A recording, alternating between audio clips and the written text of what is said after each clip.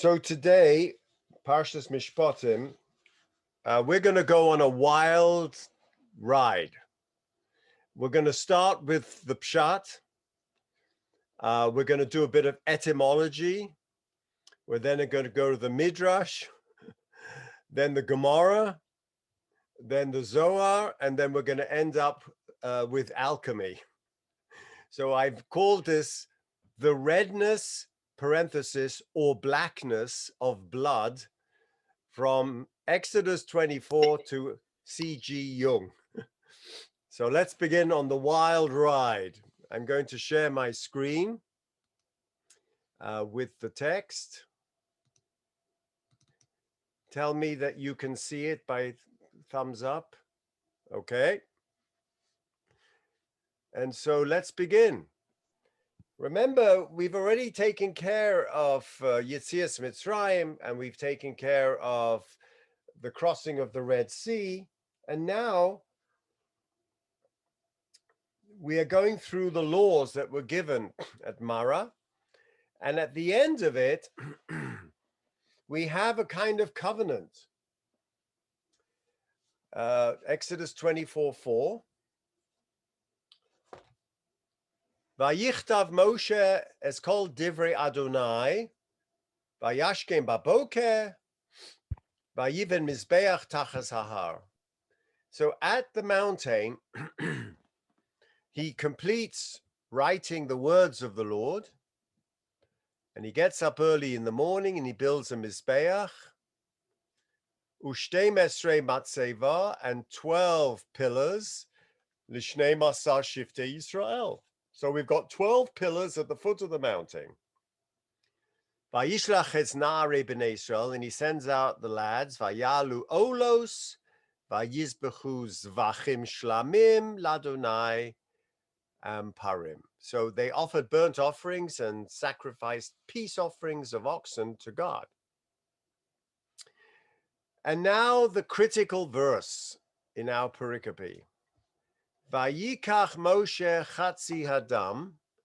So clearly part of the ritual is the sacrifice. And we know from the sacrificial laws and the Gemara in Zvachim and in the whole of Kodshim that zrikas hadam ala mizbeach, the throwing of blood onto the altar, is critical for the korban. That's what is required. How do you do it? It has to be collected in a kind of receptacle. So vayikach Moshe chatzi adam, and he takes half of the blood, vayosem ba'agonos, and he puts it in what? Agonos. What are agonos? V'chatzi adam zarak ala mizbeach. Okay, so he split the blood that he has collected into two. One he puts into a basin, and the other one he throws against the altar. Vayikach sefer habris. Now he takes the book of the covenant. That's apparently now what he has called the Sefer, the Divrei Adonai. He now calls, he's written it, and he takes the Sefer Habris, Vayikra ba'oznei ha'am, and he reads it out and reads it into the oznei ha'am, into the ears of the people. Vayomru, and they said, Kol asher diber Adonai na'aseh v'nishma. Very nice. Now what does he do? Remember, he's taken the blood and sprinkled it, or thrown it, or chucked it, or daubed it on the altar. Now he takes Vayikach Moshe et hadam. What? Is it chatzi hadam? What's the dam? Is it the remaining dam? What blood is this? Vayizrok ala om, and he sprinkles it on the peoples. Vayome hinei dam habris. I just read you the Sefer Habris. Here's the blood of covenant. Asher korat Adonai imachem al kol devarim ha'eleh. So if you look below, we look at these 5 psukim. There's the preface. He obtains the acquiescence, nase v'nishma, the covenant preparations. He writes down the commands, builds the altar, erects the 12 pillars, sends the young man to offer sacrifices. And then there are 3 stages of the covenant. 1, collects half the blood of the sacrifices in basins and pours the other half of the blood on the altar. 2, Stage 2, Moshe reads the transcribed book of the covenant, and the people again respond, Nasa v'nishma. Stage 3, he sprinkles the remaining half of the blood on the people and declares it the blood of the covenant that was contracted of these commands. Very nice. The only problem is that word, aganot. Actually, there's more than that. There's a big machloikus between Rashi and Unclus. Rashi says, Shnei aganot, 2 basins. Echad lechatzi dam ola, 1 basin for the ola sacrifice, v'chatzi l'shlomim. That doesn't say that in the Pasuk. Pasuk just says 1 basin. Doesn't say it had anything to do with the sacrifices. That he did, he dashed it against the altar with 1 basin. Then when it says Vayizrok al ha'am, Targum Unclus says Uzrak al madbacha lechapara al ama, and he daubed Vayizrok Moshe es hadam. He sprinkled it from that basin onto half the people. So half was on the Mizbeach and half on the people. Big machlokus between Rashi's understanding of the 2 basins or 1 basin, where was sprinkled where, what was sprinkled what. So that's the first problem that we have. Now, the second problem we have is the word aganot. Moses gets up early in the morning, builds the altar at the foot of the mountain, sits up the 12 pillars, sends the Israelite men. Then he takes half of the blood and puts it in aganot. Now, is that plural? If it's plural, it should have a vav right here, aganot, but it doesn't. So is it 1 basin or is it basins? And the other half he splashed against the altar. Very nice. So the covenant between God and Israel is sealed by means of both parties' symbols being bathed in the blood. In the case of the standard sacrifice, the blood of an animal is drained and thrown against the altar. By ritually throwing the blood against the altar, the animal's nefesh, its life force, is restored to God. The ratification ritual here in Exodus 24 is much more complex than a typical sacrifice, because it involves a restoration of the animal's blood both to the creator and to the people in the Brit. A Brit is a covenant between 2 people. Okay, but what bothers me in this passage is the word aganot. In the original Hebrew, it's very rare in the Bible. When the priestly sections of the Torah and the Gemara refer to the gathering of the blood for the use by throwing it at the Mizbeach, it uses the word Mizrak, Mem Zayin Reish Kuf, because it was Zarak. It was used to dash the blood against the altar, as we see in Bamidbar 7. Another common vessel used in the sacrificial cult is Kaira, Ka'ara, like we have Lahavdil on the Haggadah, on the Seder table. It's called the Ka'ara. That is a dish or bowl, from its Semitic root, ka'ar, to make hollow or deep. The Mishnah uses an entirely different term for the collection of blood called the bazich, the bazichin. The bazich refers to a rounded vessel to gather blood or entrails of any sacrificed animals. We learned that in our Daf Yomi in Psochim 5 and Tomid. So with so many common terms used for the sacrificial cult of the gathering of the blood, Why is this used? Why does the author use aganot? Now, the origin of the word agana comes from the Semitic root of the word in Akkadian. We know from the Epic of Gilgamesh, the language of Akkad, and in Akkadia, aganu means a bowl or a cauldron. And it made its way into several daughter Semitic languages, including the oldest, which is Aramaic, older than Hebrew. And there it's called Agana with an aleph, the Hebrew Agan and the Syriac Agan and the Arab Agna. So the daughter languages of Akkad, of Akkadian, use this word in a sacrificial way to explain it. Now, where else do we find it in the Bible, the word agana? Two places. One is in Isaiah 22, the whole story about Hezekiah and the new steward Eliakim, the son of Hilkiah, will be appointed.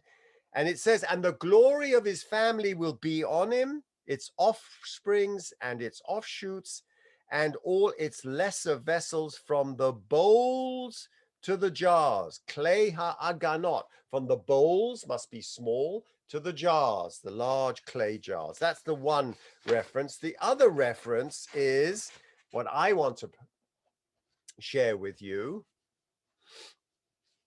is a pasuk from Shir HaShirim. And that pasuk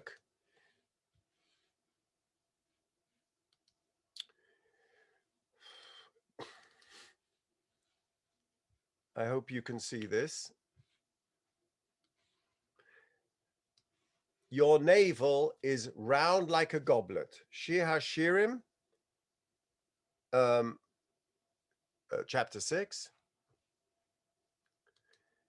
And if I can translate it in a more poetic way, because he's describing the anatomy of his lover. How beautiful are your sandal feet, and he works his way up. O prince's daughter, your graceful legs are like jewels, the work of an artist's hands. Your navel, sharareich, your navel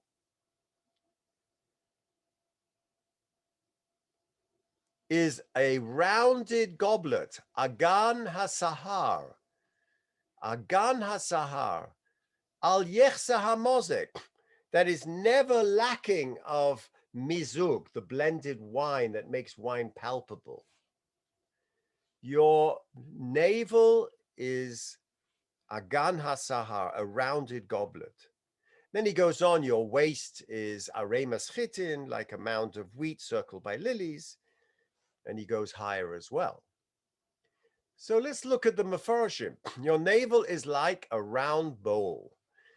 So the Metzudas David says, your navel is like a basin of clear water in which they bathe. So he takes the anatomy of the navel, which is moist, and it's a metaphor for the basin in which they bathe, made of marble, which is called sahar in Arabic, because the navel is shaped like a round hole. Alternatively, scripture compares its roundness to the shape of the moon, because yareach in Aramaic is sahar. I like that. Let's go back. Your navel is like round like the moon. The praise is not in reference to a woman's beauty as the above praise, because in the above, her beloved praises her, but here her friends praise her about her deeds, blah, blah, blah. Okay. So in Midrash Tanchuma, we use that pasuk in Shir HaShirim, your navel is as round as the moon, to describe when you take the sum of Bnei Yisrael, and the navel here reveals the Sanhedrin. Why are they called the navel? Just as the navel is located in the center of the body, so too the Sanhedrin meets in the center of the temple, the Lishkas HaGolis. I'm going to come back to this reference to Shir HaShirim when we dig deeper into the Zohar. Now let me share with you the Midrash. And the Midrash will have something to say about this problem. The problem that we have in the biblical text, which is Vayikach Moshe es Chatzi Hadam. So let me share you the Midrash. Vayikach Moshe Chatzi Hadam. Now there's a big problem with that. What's the problem? What, who, where, who, what, how? Vayikach Chatzi Hadam. First of all, how do we, where, the Torah doesn't tell us where he got the basins. He tells us he got the oilers, he got the shlomim, he got the porim. Where'd you get the basin? Okay, that's the first problem. Vayikach Moshe Chatzi Hadam. Now, the blood is spurting out of these animals into this agana. Very nice. And it says, and he takes half the blood. Really? Half the blood. Where on earth did he know when he came to the half point? Telling me chetzi means there is 25 liters of blood. Actually, there were 600,000 Jews there. So there was another miracle. How do you sprinkle 600,000 Jews? Some people, he said, he sprinkled on the 12 stones of the altar, the Ibn Ezra says, because that represents them. Fine, whatever. How does he know when he gets to the half point? And we have a bunch of people lending in, and the more people that give an opinion, the more mysterious it gets. Let's go through them. Mehechen yada Moshe chetzio shel dam. Okay, number one, Rabbi Yehuda b'Rabbi Ilai Omar. Hadam nechlak me'ilov. Oh, perfect response. It's a miracle. It's a miracle. It just stopped flowing when it came to the end of one half. Then he took another basin and filled that one. That was the other half. A miracle. Rabbi Yehuda's problem is solved. Rabbi Natan Omar, no, not so easy. Something happened, not outside nature, but within the blood itself. And here is what I want to discuss today. Chetzio shel dam. Rabbi Nassan Amar, nishtanu marav, its appearance changed. V'nasa chetzio shachor v'chetzio adom. Oh my giddy aunt. Rabbi Natan is telling us something even more miraculous. He's saying that it could be that in the basin, there were two semicircles. One was black or one was red. Or when the red stopped, he took another basin and then black came in. Apparently, there was red blood and there was black blood. We'll come back to that. Bar Kapara Omar, Malach Yarad B'Dmus Moshe V'Chalako. Okay, so here we have a transmorphication. A Malach who had powers beyond Moshe transfixed himself and transmorgified himself in the chimera, in the illusion, B'Dmus Moshe.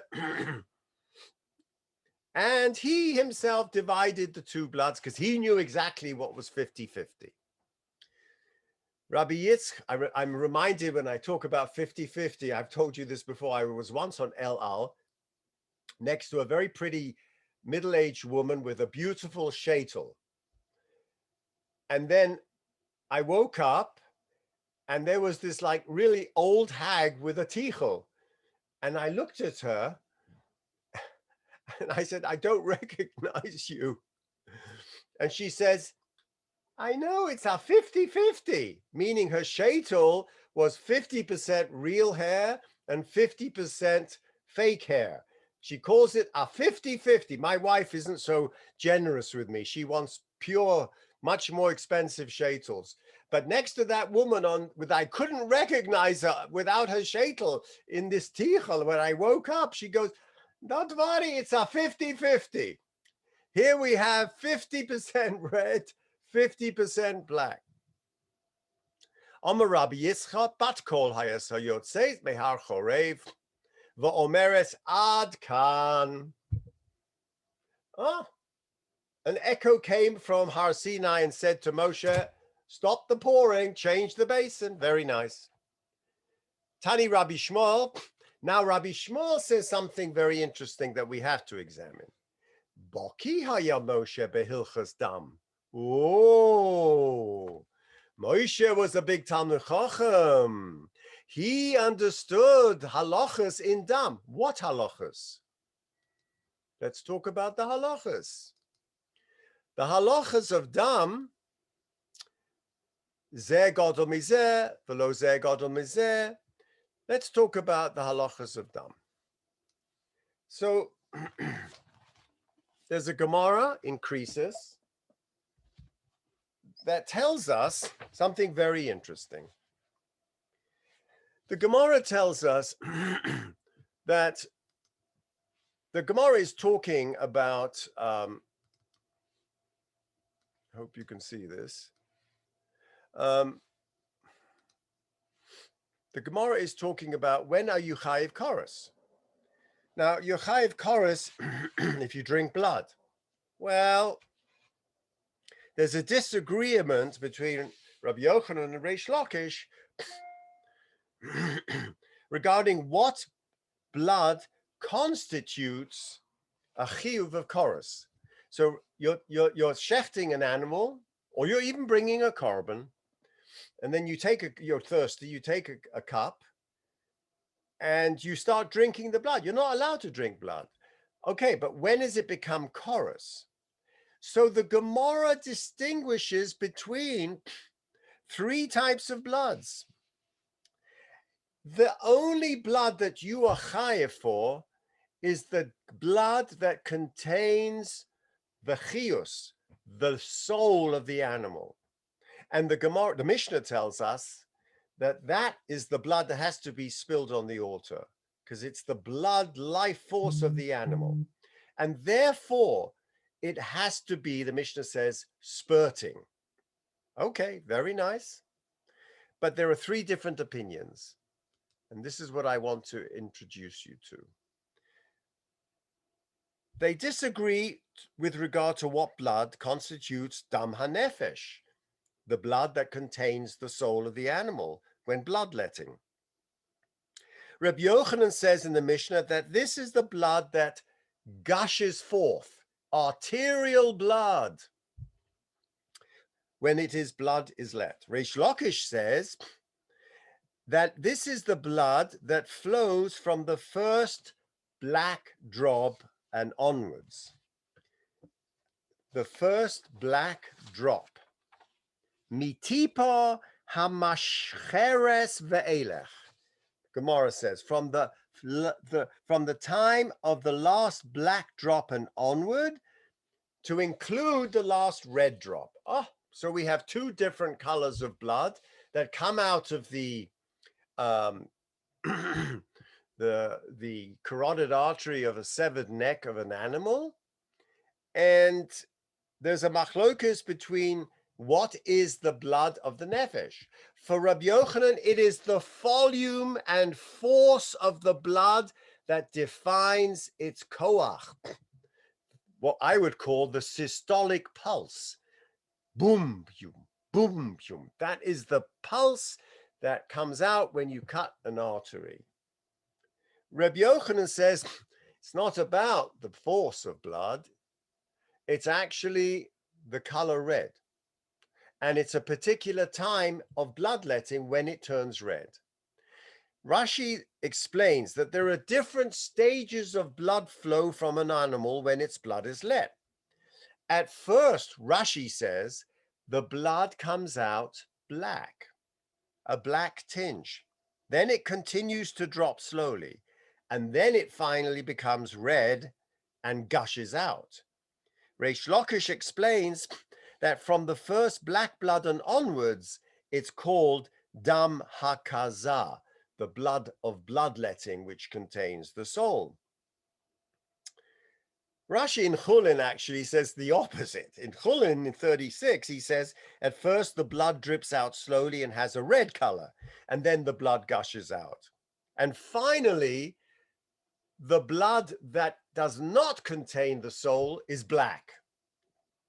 Rabbeinu Gershom explains that, and this is in the medieval period, that the blood first trickles out red and then black, and afterwards it gushes out. It's a kind of pshara between the two. But as you can see from my little diagram here, thanks to Rabbi Mordechai Kornfeld, we have machloikus, but the fact is that there are black drops that do not contain the life force. Everyone agrees.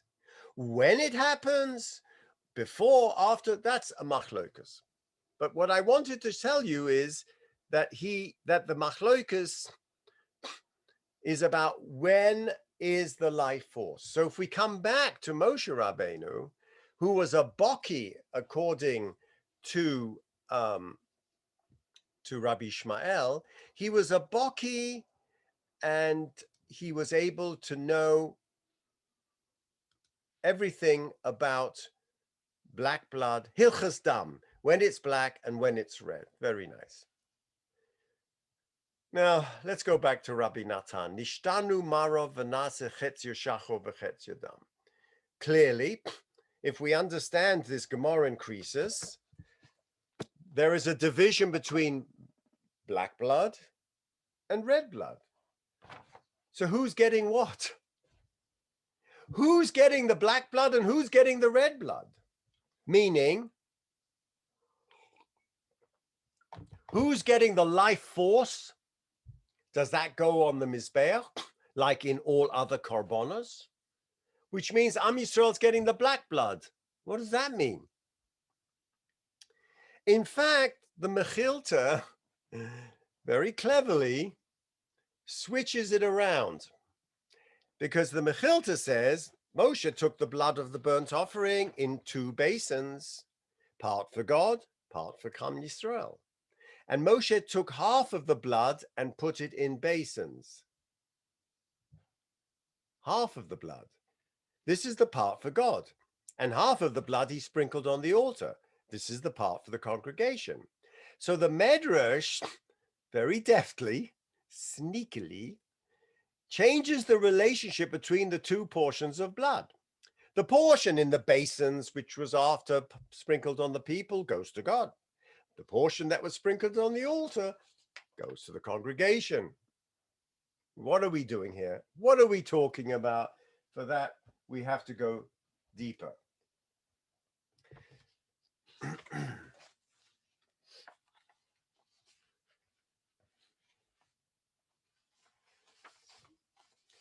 By the way, anyone who has cut their knee will know that the blood first oozes out is not bright red, it's venous blood. So I'm just going to take a little aside and share with you the chemistry of blood. Now we know in different species, we have different colored blood. In man, it's red, depending if it's venous or not. In certain crustaceans, you can actually turn a mollusk on its belly and see blue blood. In some segmented worms and leeches, it's green, and in some marine worms, it's violet. And that all depends on whether it's hemoglobin, hemocyanin, or 2 other chemicals, hemoerythrotin, depending on the chemical of the blood. So just to let you know, not all blood is red. And in man, as we know, if you cut your knee, it's really dark because it's venous, because it's not, hemoglobin is not oxygenated. So it's bright red when it gushes out from an artery. But when, as the Gemara says, once it leaves the blood, it darkens. So it could be that the black is really a darkened blood. Let's go a little bit deeper here, and let's go back to our lovely statement from the Shir HaShirim, because the Shirim, as it says in the Zohar, is used as a proof text. Rabbi Yitzchak says, this is the Gemara, this is the Zohar on our Parshas Mishpatim, 248, 125. Why is it written, and half the blood on the Mizbeach, on the altar, and not written Ba Mizbeach? The Pasuk says Al HaMizbeach. It should have said Ba Mizbeach. So the Zohar is reading it very closely and saying Al HaMizbeach is beyond the Mizbeach, upstairs, and says, Rabbi Abba taught from the words that your navel, Agan, is the basin of the moon. Here he says Sahara, the moon.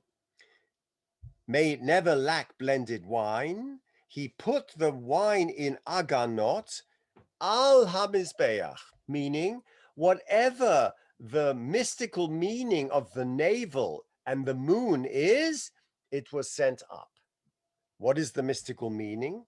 At that moment in time, the moon was waning. That moment in history, the moon was almost dark. It was almost black. At that moment, Am Yisrael became worthy of a greater share of holiness and sealed a holy covenant with HaKadosh Baruch Hu. About what? To Moses, he said, go up to Yud-Ke Vav-Ke, Alei El Adonai. Why did the Shekhinah tell him go up? So that, and here is the punchline, the Shekhinah says, so that I and Am Yisrael will participate as one in perfection through your agency. You're the Merkava of the Shekhinah. I want you to make us one. So he's taking the basin, throwing the altar, Me'al HaMizbeach, not Ba Mizbeach, signifying that the Aganot that he is, the shape of the Agana, not a bazichen, not a small bowl, not what the one, the special Agana which refers to the moon-like shape of the navel, which refers to the Sihara, the moon, the Shekhinah in her darkness, will now be united with Am Yisrael in its pain. Now, he dashes half of the sacrificial blood on the people to now include them in the union. HaKadosh Baruch Hu gets the red. He's perfection. Red is sanctity. Red is perfection. Am Yisrael and the Shekhinah get the black blood because it represents the Shekhinah in the Pegima of the Levana. The moon is not full. The moon represents the Shekhinah and Am Yisrael because it waxes and wanes every month, as Reb Tzadok tells us. The fortunes of Am Yisrael go up and down because we are in Galut. I've told you many times about the Medrash of the moon, the Pegima of the moon, and that God himself brings a Korban Chatas on Rosh Chodesh because of the miut of the Rareach, that the moon has been diminished, but that represents the Shekhinah, because the Shekhinah is with us, and so it gets diminished. And so Moses takes half the blood and puts it in the Agana, and he dashes it al HaMizbeach. Now we come back to that plene. The full word Aganot would have a Vav, basins.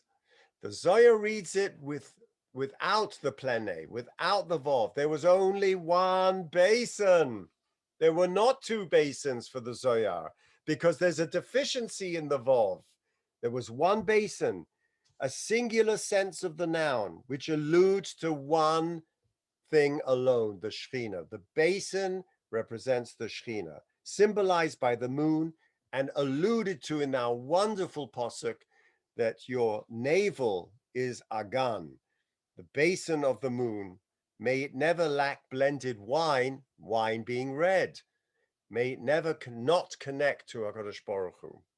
So the basin of the moon, Moses takes the blood from the basin of the Shekhinah and dashes it on the people, linking him with her. And this goes along with this whole Zohar project, that the Shekhinah is in the blotter, which brings me to my final point, and that is the difference between black and red. And I want to quote to you from the Zohar, Shchora ani v'na'ava. The verse in Shir Shirim elsewhere says, I am black but comely. Black was considered not a very good attribute in a young lady. So the girl tells the lover, Shchora ani, yes, but I am comely. Look at my midos. And so the Zohar says, these are the names of Bnei Yisrael, as in our Zohar. Rabbi Yehuda says, I am black but comely.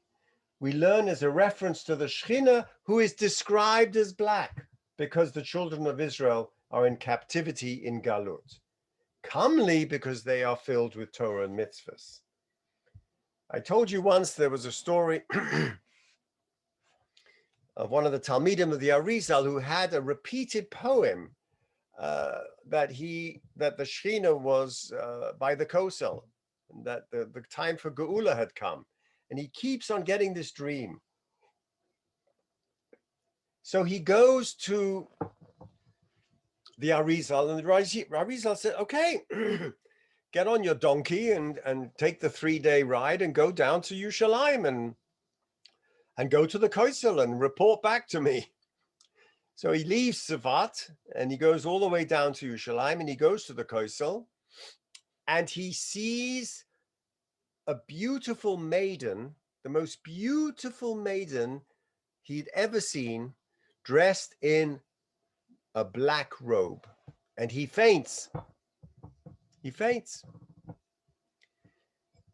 And when he comes to, she is standing over him, reminding you of the Lost Princess story of Rabbi Nachman, when he swoons because he thought he had seen the princess.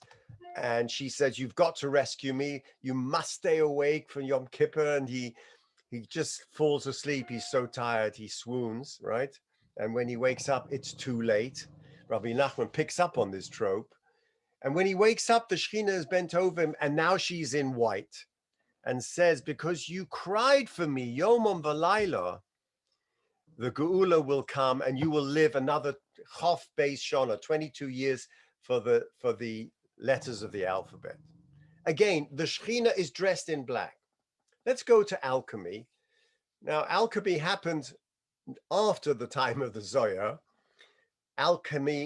Alchemistry preceded our modern notions of chemistry. And the critical idea in alchemy, according to Jung, is that whatever's happening to your search for the gold, you're turning Niger, the plumbum, the lead into gold, has to be contained and ongoing. That process has to be ongoing in you. First, you have to go through the dark night of the soul. That's the blackening of the lead in the fire. It's called the Niger process. As non-color, black extinguishes the perceptual colored world. The blackening negates the light, whether that be the light of knowledge, the attachment to sun as far-seeing prediction, or the feeling that all phenomena in the world can be understood. Black dissolves meaning and the hope for meaning. So what then happens? What happens is the process from blackening to, which is called in Italian nigredo from Niger or blackness, to rubido, to redness. The process from black to red is a process that's occurring within the soul. The nigredo is the blackness representing the putrefaction of my old soul, my spiritual death. Albino, the whiteness, represents the purification. and the solar dawn, the Ayelet HaShachar of awakening. And the rubido stage entails the attempt of the alchemist to integrate the psycho-spiritual outcomes into a coherent sense of self before its re-entry into yellowness, which is the gold, which is the philosopher's stone. So rubido represents that kind of integrating process of the reconstitution of the self once it has been degenerated through the blackness of exile. And I think that that's really what we're talking about in the Zohar and in the Shekhinah, that as we take these highly mystical ideas to explain this enigmatic medrash about the basins and the blood and the splitting of the blood, Reb Nosson tells us that half was red and half was black. I think he was teaching us something very profound. Whether he understood it or not, I don't know. But it appealed to me as we go through our individuation process. We can now take these highly mystical ideas from the Zohar and the blackness of the Shekhinah and Golos and integrate it into our own spiritual paths.